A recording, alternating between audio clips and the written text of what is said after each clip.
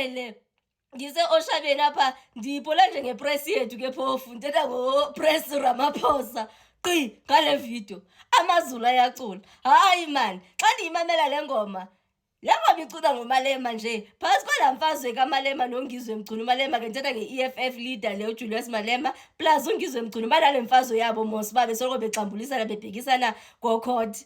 And ikhona into ethi ngathi kufuneka into obungizwe makaxolisa. Man, xa ndiyimamela le ngoma ndaba nento ethi hayi angafana yeke phansi inuMalema lento ngoba ngoku hey ziyadelelezi. Amalemu yadelela ithi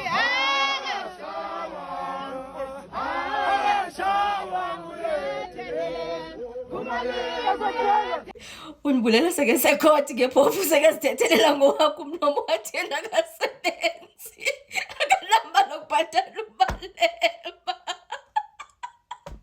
wathi yena akanalo legqwetha mosi akanamali.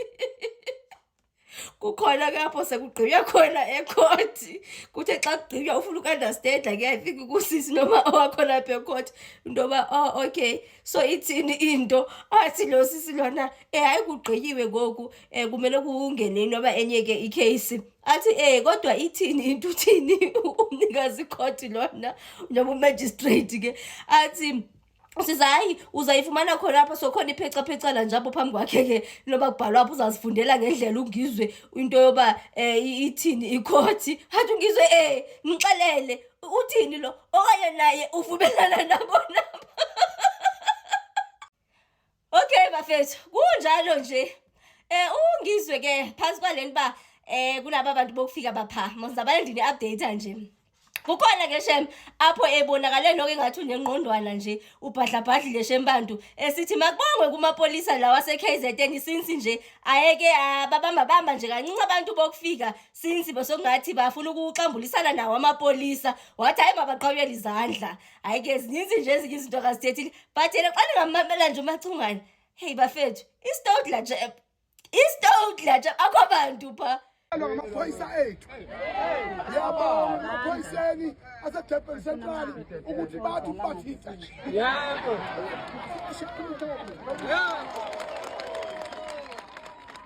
albuyanga nepolitiki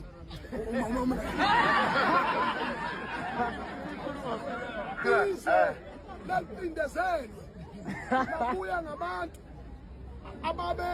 babefuna ukuthi bandlulele phela namanje-ke amalungu omphakathi nama-organization asemphakathini iwona kuphela azokhululela lelizwe. Ningakhali bafethu nilwe lizwe lenu noma singafa ningakhali nithathe umkhonto nikwazi izitha. Never sway anyone, but Julius Malema has defamated a lot of our leaders since he was in the ANC league, and I plead to the court that to the court that it should not be made final because it's useless.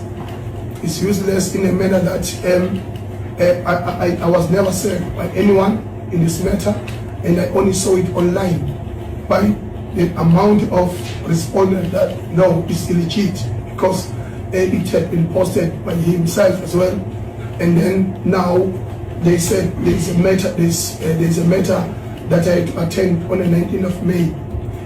We have been marching on the streets. We never saw anything. I don't have lawyers because I don't work. Now I'm here to represent myself. And I'm pleading to court that must never take it final. Because I never defamated anyone.